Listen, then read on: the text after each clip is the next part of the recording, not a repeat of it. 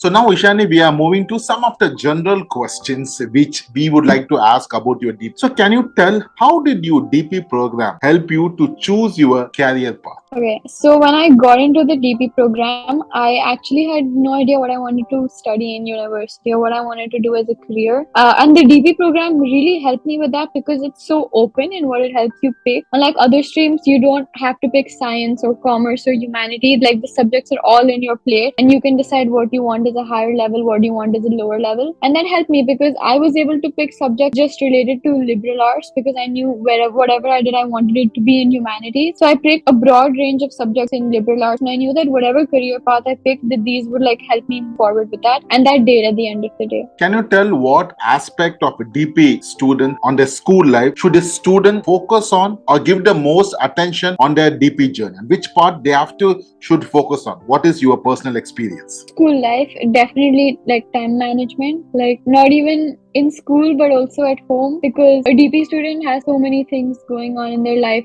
There even within school, if there are like functions going on or if there's a free period or like a substitution or anything like that, it's never really seen as free time because there's always a lot to do and a lot to study and a lot of tests coming. So knowing how to manage your time so you don't get stressed and burnt out, and also taking part in sports and school performances and all of that, that's very important for like mental health and also your score. Correct. Time management is very important for DP. Ishani, how was your study plan look like for an IB exam or an school exam? Can you explain to our audience? So for IB exam, I think when the study leave started for us, I made a study plan for the next 3 weeks. And what I did was, I know that I tend to I know it's a trait of mine to get carried away when I start studying and get stressed because of the amount of content. So I would say that if students are like me, it's important to make a study plan from the very beginning that says, okay, on this day I'm going to do this subject, these chapters of that subject, and I'm not going to go beyond that because I have these many days in front of me. And if you have everything planned out, it's harder to feel overwhelmed because you know that if I'm doing only 2 chapters today, I'll do 2 like day after and then 2 next week, and you have a structured plan that you can follow. Great. The next question is a very important question, especially for me and most of the DP students. Ishani, can you tell how did you deal with your stress? Getting a 43 point, I know how much stress you must have gone. So can you tell how did you deal with the stress, especially from your personal experience? Dealing with stress is always a journey. I don't think anyone has that completely figured out. But a few things I did to help myself was to schedule like break in my. I think scheduling work and scheduling breaks are equally important. If you just go like, okay, the entire day I'm going to study, not only is that not going to work out because no one can be that focused, but also you're going to be tired and unmotivated by the end of the day. So if you know that after like eating lunch you're going to take a nap, or that in the evening you're going to walk or you're going to exercise, like that's something to look forward to while studying. And I think everyone should have that in their day, no matter how much work they have, because like spending 24 hours of the day studying is not sustainable in the long run, and like mental health is as important as the grades that you get. That's a good tip, taking a break. So Ishani, can you tell 2 advice from your 2 years of DP journey if you want to give a 2 advice to give a DP student who are dealing with IB exam pressure? IB exam pressure. I think one big thing is to understand that the IB exams are not very different from the trials that you do, and Pathways gives students a chance to have 2 trials, which not a lot of schools do. And if you know that walking into the exam, if you have the mindset that okay, it's another trial, I've done 2 trials already, that can really help with the whole pressure of the IB exams. Another thing is to familiarize yourself with past paper questions, because if you do a lot of past paper questions, then you're going to walk into the exam room feeling confident that even if I don't know what the question is, I know what type of question it's going to be, and that will help you not feel as lost or as overwhelmed because you know what to expect when you walk in the door. That's a brilliant. Ishani, what additional steps did you take to achieve the 43 points? I think maintaining like good relationships with your teachers, in the sense that during the study leave you can like ask them for an extra class, or you can ask them for resources, you can send them like your written answers and they will give you feedback. So I think you're given 2 years and you really have to make the most of your like professional relationships with your teachers, because in that month they're crucial for you to, if you have any doubt, it's very important that you're able to call your teacher immediately or text them and they can help you. That's an additional step that I think it's a little extra effort, but it's very worth it. Oh, that's an excellent one. Ishani, Ishani, can you tell me what things you did on DP had the biggest impact on your performance? I think making schedules was something that had a huge impact on my performance. Not only for like IB exams, but you're given a calendar at the start of the year which has deadlines for IAs, EE, TOK, and those deadlines might change as like the teachers see fit or as the batch is doing. But it's important to write them down and keep them somewhere, so at the back of your mind, you know that even if it's in 2 months, you're like mentally prepared that okay, in a few weeks I have to start working on this, or like I have this exam coming in 1 month, so nothing kind of catches you off guard. Another thing that I think helped me a lot in my DP journey was keeping like a good stable like circle of people around you, and that's very important, especially with offline school, because I think it's important to surround yourself with people who can help you with like any kind of support that you need, and who are like a big part of your school life, because like I don't think school is only about the exams and all, but it's also a lot about the company, and if you have good company, you're more motivated and able to pay attention in classes. Wow, that's a true word. Sounded by yourself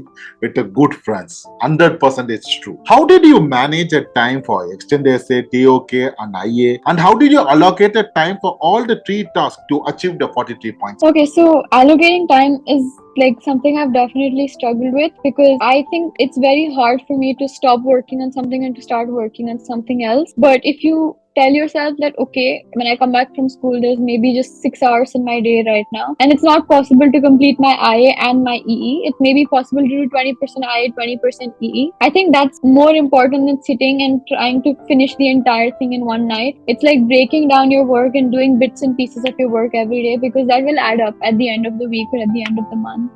That's an interesting one. So, Ishani, how did you avoid procrastination? And can you give some example from your personal life in 2 years of your DP journey? I think a big way to avoid procrastination is to just open your inbox, because you'll definitely see mails from like a bunch of teachers saying this is due, and that if that doesn't scare you enough, then like I don't know how else to avoid procrastination in DP. But that was definitely like what, always keep your mailbox open so you get the notifications and you can see reminders. Correct. That's a true one. Okay. So how important is it for students on DP to keep their grade consistent throughout their journey? And how this will help to them to get a good PG? What is your opinion, Ishani, on this maintaining the consistent grade? That's a big thing, because number one, maintaining grades is very important for colleges. Colleges like to either see grades maintained, or they like to see like a good stable increase or progress in your grade. So that's one reason why it's very important. Another reason why it's very important is because the predicted grades aren't just an average, they also have a lot of professional judgment inside them. If teachers see that even if you did bad in your last exam but you've maintained a good progress throughout your 2 years, they're likely to give you a higher predicted grade, rather if you're doing badly in 2 years and you suddenly do well in an exam, because they need to have that trust in you as a student that you'll be able to keep it up. And having a good predicted grade is important, number one, for your morale, because you feel better when you walk into the exams with a good predicted with you. And it's also important for colleges, because you don't apply with your final score, you apply with your predicted. From predicted you get conditional offers, and it's important to have a predicted that reflects you as a person. And so you should maintain, like you should know that you deserve your predicted and you can match the conditional that a college gives you. So Ishani, we have a last couple of questions. Can you tell me how maintaining a deadlines is very important in DP journey, and especially if you were struck, how did you manage to meet a deadline? Can you tell your personal story? I think teachers can be a lot more understanding than people expect them to be, and if you're like genuinely struggling with a deadline, at least for me, it was not, I found it quite easy to talk to my teachers about why I was struggling, and they are usually quite accommodating in terms that they will sit with you and give you feedback or help if you feel like you need it in that moment. And also they will extend the deadline by a weekend or so if it's not an extremely late one. But in general, how to stick by deadlines is, I think I mentioned it before, but you have to be like consciously aware that there is a deadline coming up, because that will motivate you to work on it throughout the week. If you find out, like if you realize in the last minute that oh, something's due tomorrow, it's very unlikely you'll be able to finish it. So you should be aware of the deadlines that are coming up. And I don't think, from personal experience, it will not go well if you try to finish anything in a night. Like the result's never good the next morning when you look at it, you won't understand a lot of what you've written. So it's a good idea to break things down and do them over time. True words, maintaining a good relation with your teacher. Ishani, last question for this podcast. Can you tell 2 tips for writing a good college application for DP students? Okay. So I'll give one tip for US college applications and one for UK college Yes. applications because they're very different. So US colleges are a lot about, they want to know who you are as a person. And so it's US colleges, if you apply through Common App, you've already given all of your extracurriculars and all of your grades. The essay is an add-on and they want to see who you are as a person apart from your CV. So you have to differentiate that aspect of yourself with your CV. Like you're not your CV when you apply to a US college. They want to know that you're more than that. So I found it very helpful to just be extremely personal in my US essay and talk about things that were important to me. Like I wrote about the roof of my house and my alarm clock because those are things that were important to me as a person. And I think US colleges appreciated that because I wasn't repeating my grades or my extracurriculars to them. UK colleges, on the other hand, are pretty technical with their essays because UK is very based on academics. So it's very important that throughout your years, you do a lot of extracurricular work related to your subject. Like you participate in summer camp, research projects related to what you want to study. And you have to have learned something from them. And you have to write about that well in your UK college essay. You can't just say that I did this camp. You have to say, I learned this from the camp. This is how I'm going to carry it forward. Wow. So that's a tip for each. Wow, brilliant. Ishani, it's a brilliant conversation with you about your success. And all your experience will be a lesson for many DP students who want to achieve a high grade. Your final words, Ishani. Thank you. This was really good. I hope people are helped by what I said. On behalf of the Gurumantra podcast, we thank you for taking the time and coming for this podcast. Thank you, Ishani. Thank you.